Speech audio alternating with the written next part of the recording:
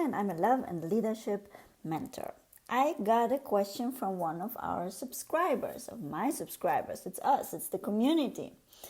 She says, my mom is always like that with my daughter,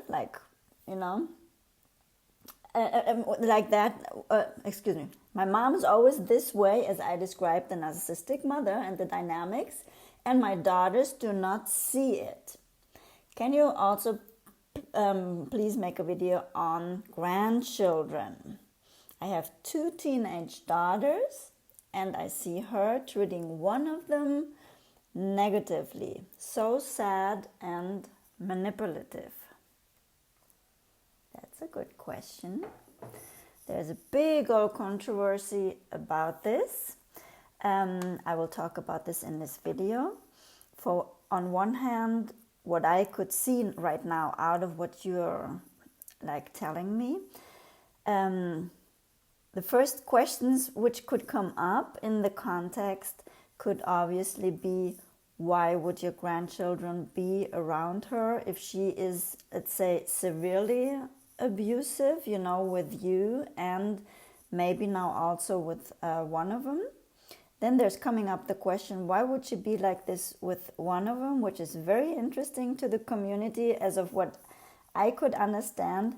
And then we're also getting into the question of putting boundaries towards the mom to protect somebody else. Sometimes we're not capable of protecting ourselves because there's so much damage and there's so much energy around having to serve her and having to be the one she finally will like in the end, like gaining her love or earning her love. And I also want to talk about the dynamics of informing your daughters of the dynamics, of informing yourself about the dynamics, and to educate them. And a next point, staying in an interaction with your daughters, which you might not have learned. I don't know nothing more inside of the situation, but I still want to put this out as a possibility that once we have grown up in unhealthy, dysfunctional relationships, that we pass this over to our daughters, if we're mothers, or to our children, also you as a man, to your kids, the entire dynamics of how to communicate, how to be silent, how to think things are going to be over, and how to go about it, because it will be a process of self-empowerment and of empowerment towards the mother and of empowerment of the entire family once you talk about dynamics. And here comes the last point, to ask. Pick out a specific situation and ask your daughter how she felt about it. It's not the way that we should say, oh, I'm just going to tell her she's a narcissistic mother. They might not get it, And this is the same thing I've been talking about in earlier videos, which might be something which is maybe rather upsetting for you. I'm not so sure. I didn't get any feedback on it. But it's good to coin a term and to say this grand thing of behaviors is what we call a narcissistic person, right? But in order for us to heal, we need to pick out each of those behaviors, to detect them at the moment they occur, for us to be able to counter-arrest them. Let's get into it. I'm happy to have you, folks. If you like to, you can subscribe. I'm happy to have you. The mother of 2 teenage daughters. I don't know much more about the dynamics, if a man is around, a husband, or if not. Fact is that she seems that the mother, the narcissistic mother of this mother, treats one of her grandchildren manipulative and negatively, and what it does to the subscriber, to the mother of the two children, and what it concerns her versus what concerns the daughter.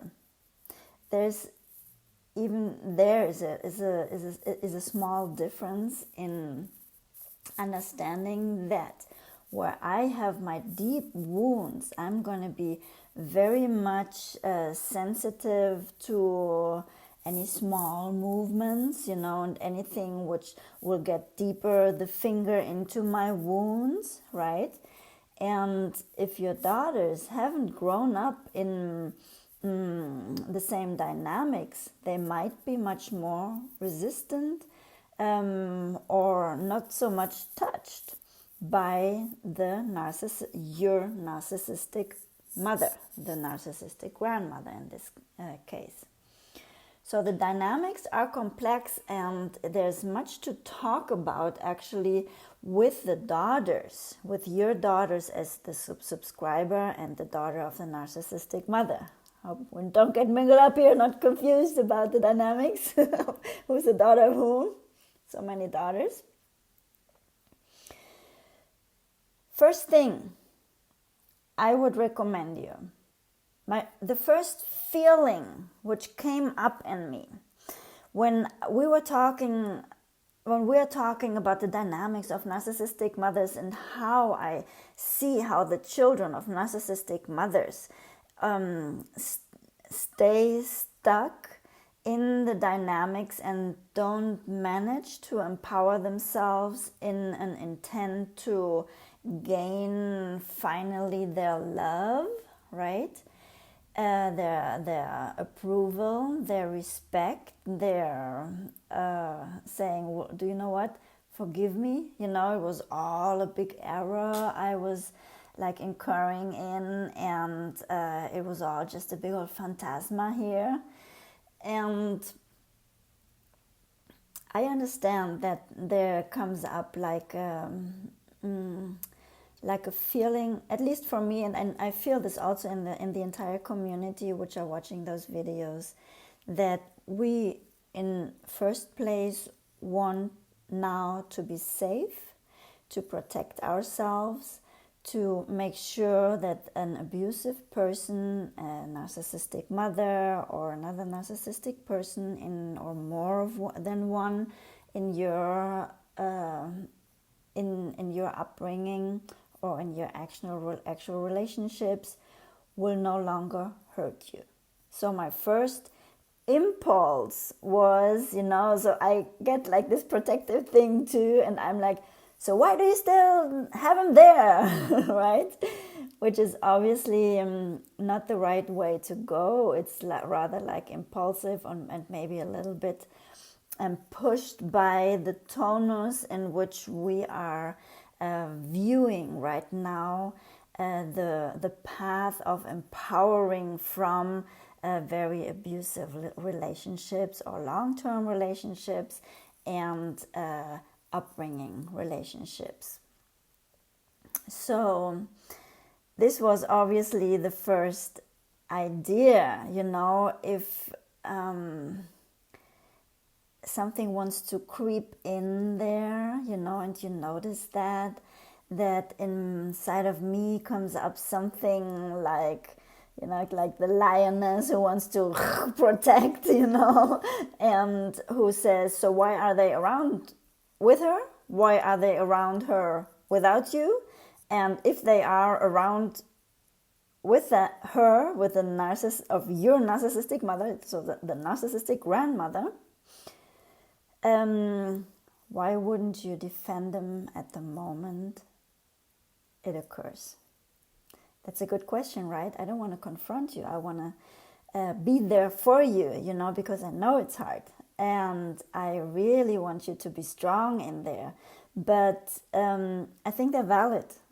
Those questions or my first impulses on an overall view of thinking, knowing the dynamics and thinking that the next step of protecting yourselves and of getting out of the dynamics and of understanding the dynamics would be to get out of the dynamics, obviously. Sometimes confrontation, also you now as an adult mother of two adolescent daughters, being again confronted with your narcissistic mother on a different level, because now you can observe her doing the same thing to one of your daughters, is obviously something which need to be dealt of inside of your recovery history, recovery story. And my first impulse would be get off her, protect yourself from her.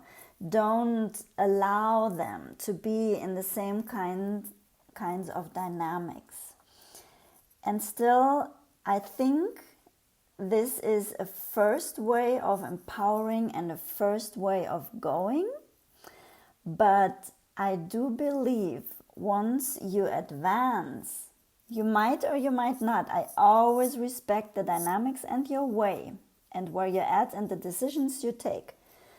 But a much, let's say, a much less like a confrontational way, a much less way of putting up very fast, very high walls, protective walls, obviously against this narcissistic mother, is a type of no contact or a type of avoiding her or type of, this kind.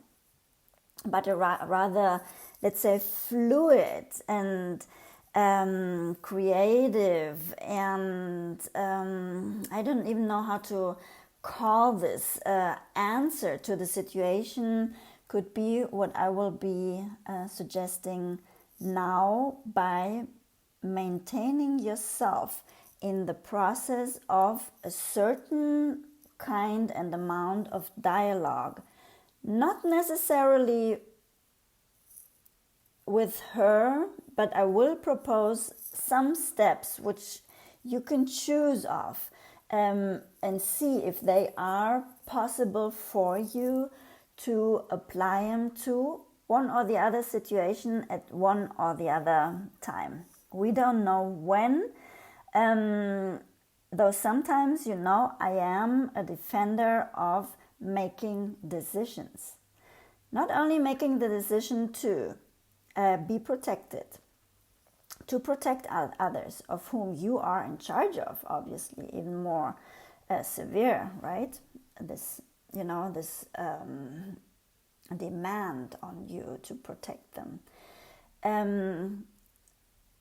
To be protective, but to also start educating yourself and them in how to deal with those dynamics, that they are no longer, let's put it like this, motivated by fear. Let's say motivated by fear and by disempowerment, unempowerment, disempowerment. Does that exist? If I am much fearful, I will not be very elegant at putting healthy boundaries to an aggressive person. And since I don't have very well established boundaries, this other person will feel that and will feel much more allowance to cross my boundaries. Since they're low, it's easy for them, if they are in this spirit and if they have this wound, the same wound I have, they might be able to slip into the aggressor role faster than when I have the wound. When I have the wound, but I have worked it, I detect the aggressor, and this person will know not to F with me. I can still have the wound, and this person can still have the intention, because it's an intention, it's a decision. You remember, aggression is a decision. To hurt me, because this person feels me, that this is where they get me. I call this, I said this before, like this dog, he smells like my chemistry and knows exactly my wounds. It's the same wounds as this person has. This is why this person is so sensitive to it. Now, if I have my boundaries up, this person might smell me at a moment where I'm maybe relaxed and I don't have to put up my guard, and this person, let's say, smells me, and I know this, and I put up the guard, it's like a sleeping lioness, and you're hanging out, and you're all happy, and you're all vulnerable, and this coyote comes up, and thinks I'm an easy prey for them, and I look up like all sleepy still, and I jump up. And if it would be like an inner attitude, and this coyote is gone. I hope that you can follow me. I hope you can understand my analogies. So, being or cultivating a process of talking about the dynamics, you will understand the dynamics better, which is beautiful because you're strengthening your love, your self-love, your love towards others, and your internal, like your natural boundaries, because you start valuating yourself more. So a way, instead of being really, let's say, putting brutal limits on this narcissistic mother or grandmother, and saying, for example, telling the kids they can't go there anymore, or telling her to back up, or telling her to that they're no longer going to come, this might be really an incision, which might be necessary. If you want to do this, you can do this. I'm all up with you. This could be a way of doing it. But if you want to go the more elegant way, you might want to get with your daughters into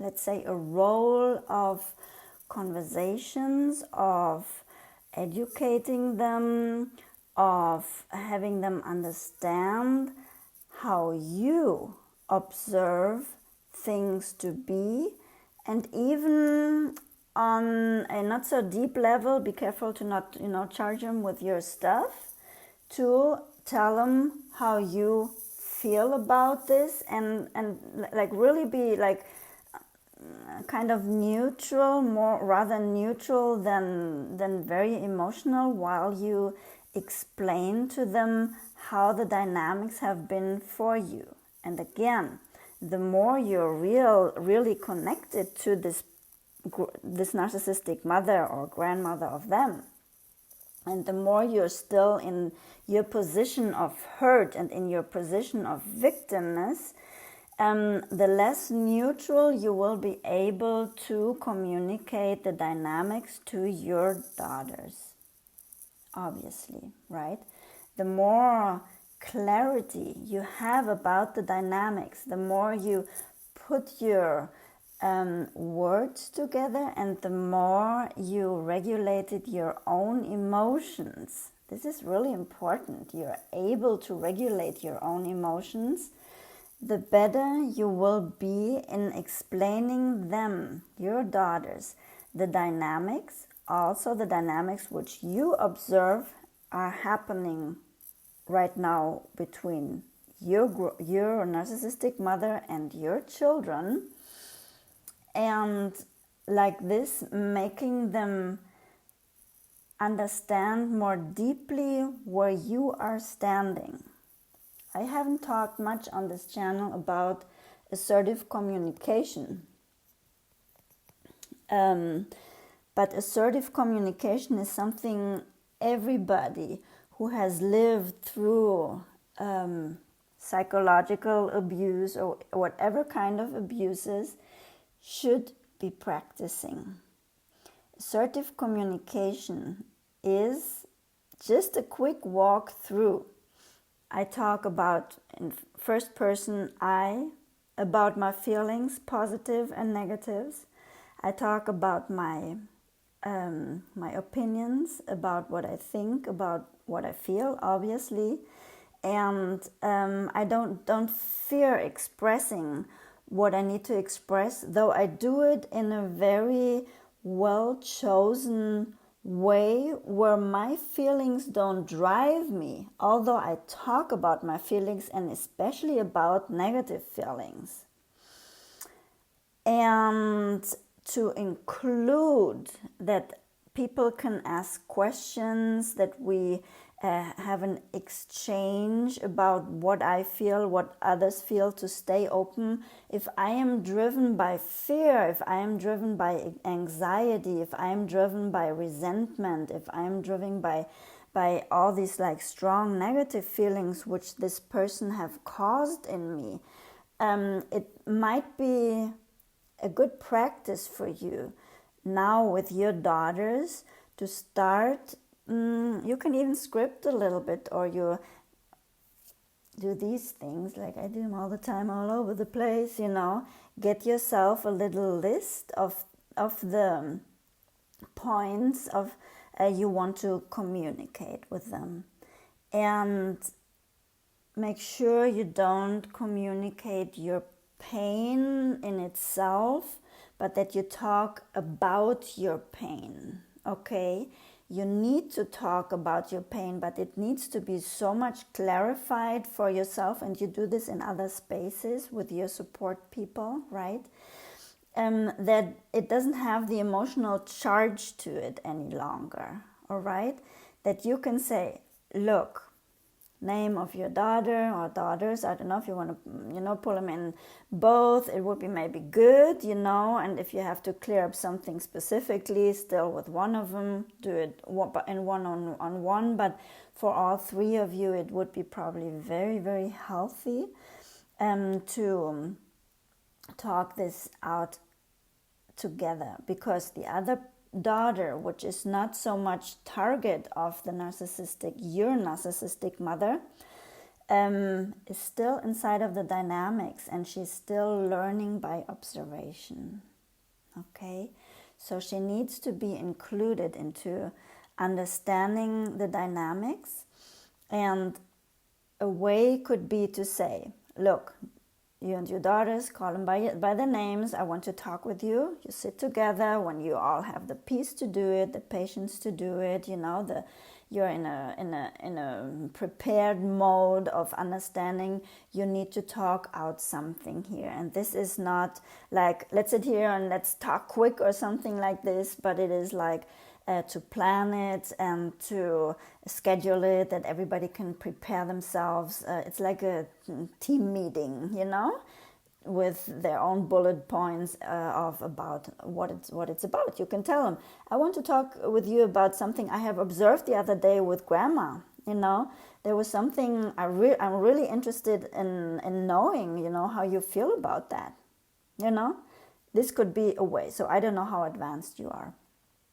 So you sit together, and then you understand with your bullet point list, not just which fit on a sticky note, and you tell them, look, I have struggled for a long time in my life with her. Now you pick out something you have observed she's doing to one of your children, with grandma doing this and that to me, and this is this is like a challenge, or this has been an ongoing challenge for me, but what I really don't want is that she would do this with one of you, and I have observed the other day, and now you're going into a very specific situation, nothing general. When you talk about yourself, you talk general, right? I had this in general, make sure that you regulate your feelings while you talk with them. And then you come to a very specific situation, which hopefully both can, understand, follow, and remember, and say, look, and this happened there again with you, and I don't want this to happen to you. How do you feel about this? Now you ask those questions, okay? And to hear what they say about it. And you might discover that they have adopted many of your own attitudes, many of your own feelings, many of your own ways of seeing relationships, or the relationship with your mom, which they have just by observation adopted to be a way of dealing. This is much possible for you to discover. Or you might also discover that they are much more detached from it, and that they're, yeah, she said that, but I don't mind, maybe you were able to create healthy enough attachments to your daughters that they are not going to be wounded by this. But if you observe that she is, negative talk is always, and criticism is always wounding. There's nothing to talk about, But how much this impacts a person is probably not only dependent on how you have treated them, how they've been treated all their lives long, but also on how you now talk about the dynamics, how this feels to you both. So this is, in my opinion, the better thing for you to do, to ask them how they see the situation. And then there's something else I felt you should understand and would be good for you to learn in this process, since it's so depictive that there are two daughters and just one of them is being chosen. And I'm always talking about the chosen victim, and these chosen victims usually have certain traits, that they are more sensitive, or that they are not so easy of saying, who cares, let her talk to me, I just go my way. And this is how and what narcissistic people feel, that they feel that these people that choose to be their victims have traits they also have. They were also sensitive at a point, but how they chose to deal with it is to not contacting with their victim or their victimization, but to impose an abuser attitude, abusive behaviors. When I was saying it, I personally think it's fine to say narcissistic mothers, or if you're watching and you had narcissistic other father or siblings, or a narcissistic partner, or both. I go back to that because I think it's important. It's good to say this is how narcissism works, because it is put together with many traits, or many behaviors, or many ways of thinking, and many ways of acting and of feeling or making others feel. But it is more important, and this is also going to be very important for your dynamics with your daughter, which is now the chosen one, as you said, from your narcissistic mother, to be treated negatively or manipulatively. That you identify very specific the situations, the attitudes, the feelings, the way they talk, she's being talked to, or how she in herself is, to make her also, to sensitize her, is that the word? Make her sensitive to her own maybe proneness to be victimized, and then she might have it from you. So this is again a way of getting into your own history and into your own traits and into your own feelings and into your own way of being, how you're being unprotected, or you were unprotected, and now you see it mirrored again in this daughter. Excuse me. So this is going to be very important for you to understand which traits the daughter who's now being targeted by your narcissistic mother, which you probably also have, and which may give her, the narcissistic mother, allowance, or I call it this chemistry, she sniffs to make her understand she can do it with her, but not with the other. So what's the differences in them? This is very important. And to again see which parts are parts of which you have, you were blind to. But now that you start educating yourself about the dynamics, you are detecting what's going on, and you start taking off your blind spots and your blinds, to be able to see what is going on and what is not right. Okay? And again, once you see it, she sees it, and she sees it, and the other one anyways. She's maybe, I don't know, it's not mingle it all up, the one who's not being targeted, your daughter who's not being targeted. I don't know which ways she has with dealing with the entire situation. So, I'm not going to go into this because this is becoming too complex right now. But is it a way of denial, or is it a way of really having strength and making decisions of not being touched by it, or being simply just a different personality trait of developing her life by itself, her DNA, that she isn't much prone to it. So I don't know.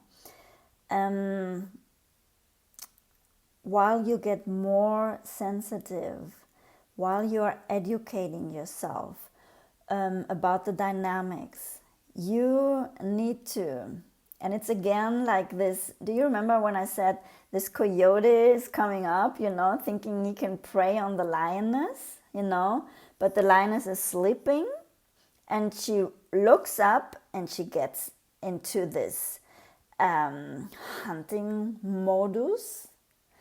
And you want to get into this hunting modus each time you detect that something is going on, and you need to teach them.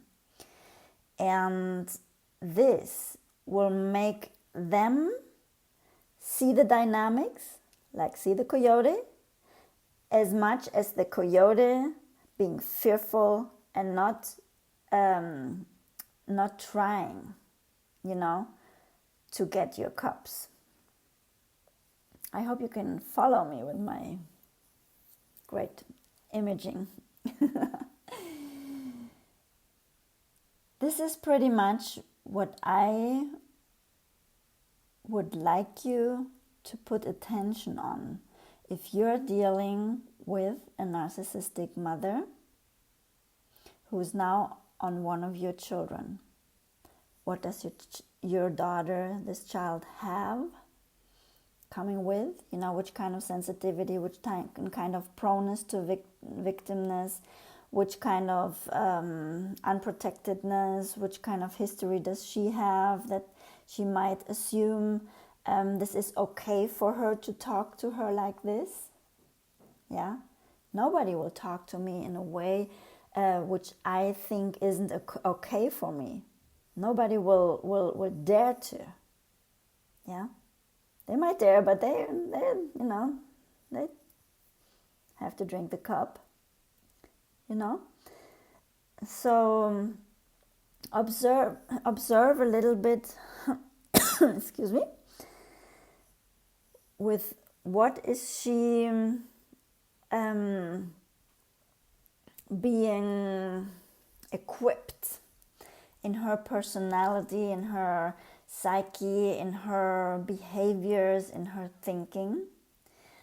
And this is going to be a way for you to learn about yourself, about her, the dynamics between you and her, and a way of learning about your daughter, which can only draw you both closer, which is like a huge advantage, which is like a huge opportunity to grow for you all, for all you three, if you don't decide to cut off contact with the grandmother. I don't know how grave the dynamics are. And if it's necessary, you avoid contact. And if it is necessary, you for a while put the boundaries on your mother. And that's going to be the hard part. I would like you to not criticize her this way. I would appreciate this. Don't justify yourself. Don't, get into a discussion. Don't enter. Just say it. Putting boundaries to say no is enough to say no. Once my psychologist, she said that when I was starting my journey. She said, to say no is enough, saying no. And do you believe yourself when you do it? Do you feel it? Are your boundaries there where you will be able to say no and she'll feel it? And she'll feel it too. So it's much of a journey for the mothers to do their journey. I always see this. We often in clinical practices, people bring the children, and they're so easy to get fixed, to heal, because they're so pure. But the problem is the parents usually. So they just adopt what they have seen in the parents. This is how parenthood is such a huge responsibility. And there's so much opportunity in there, of dealing, of changing, of healing. And you will see how they heal with you once you do it. And this makes it so beautiful to heal, that you are daring to go the extra mile of healing, of confronting her or confronting your own feelings, putting boundaries to her, and to finally make them understand what it is to protect themselves, how a mom protects herself, and how a mom protects her cubs, and to use that.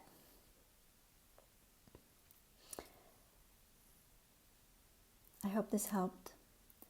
There's a whole palette of a whole spectrum, of ways of dealing with it.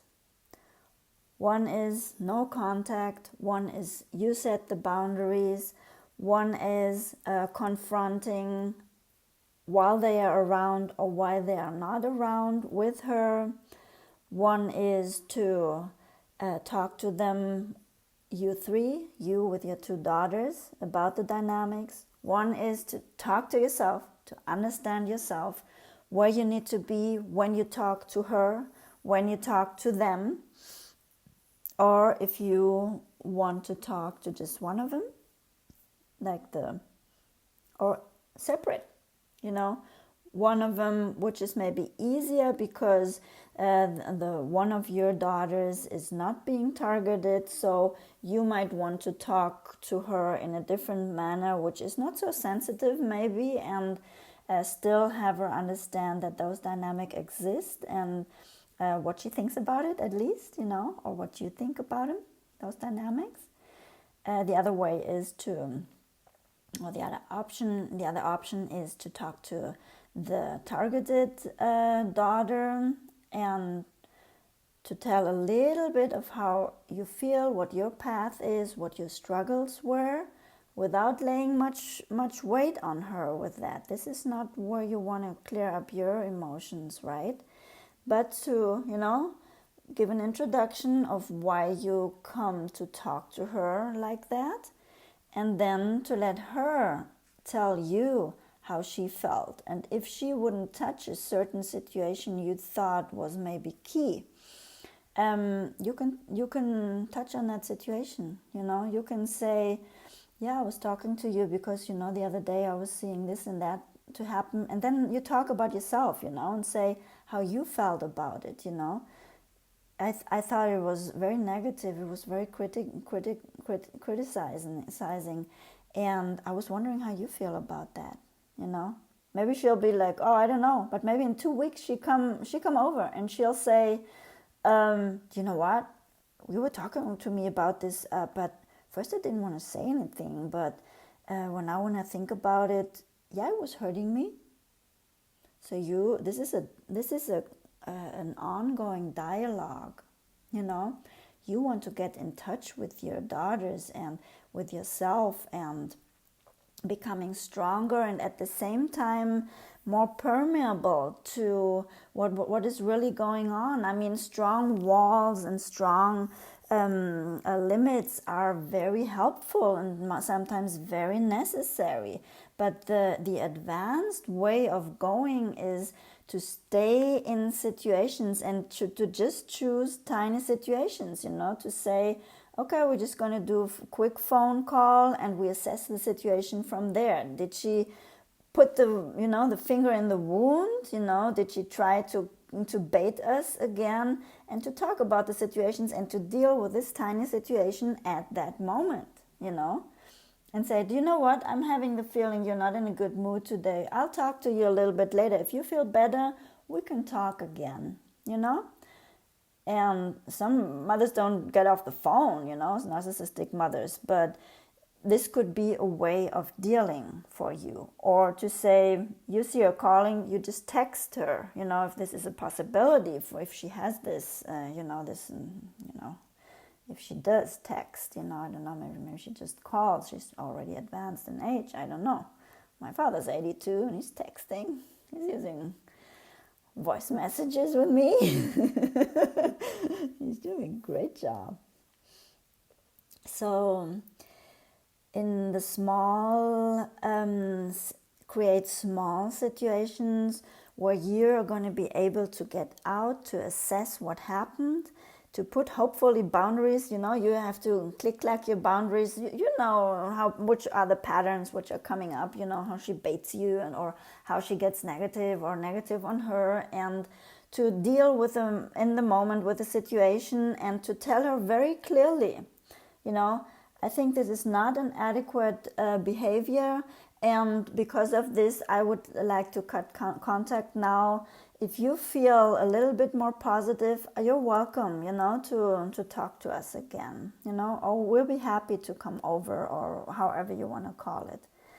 So I don't know so much about the situation, but you can do something like this. If you need to do no contact, just do no contact.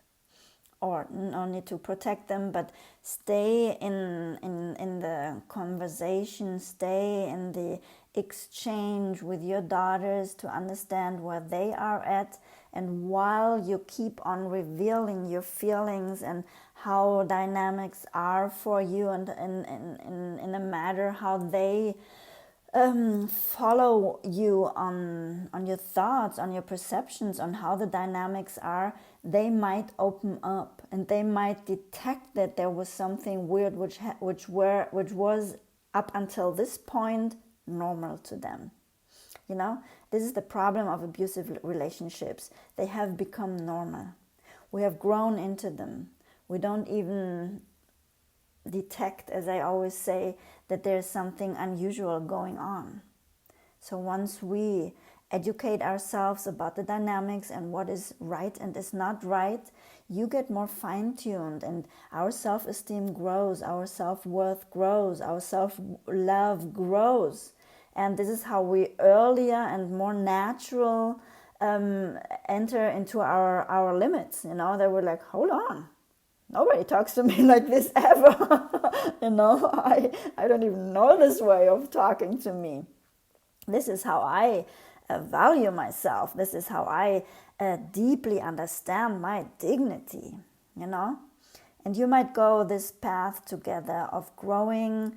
And as I said, sometimes it's more way or the necessity of the parents to grow, you know, and to put limits and to understand the dynamics. And the children, they go with, they're usually easy.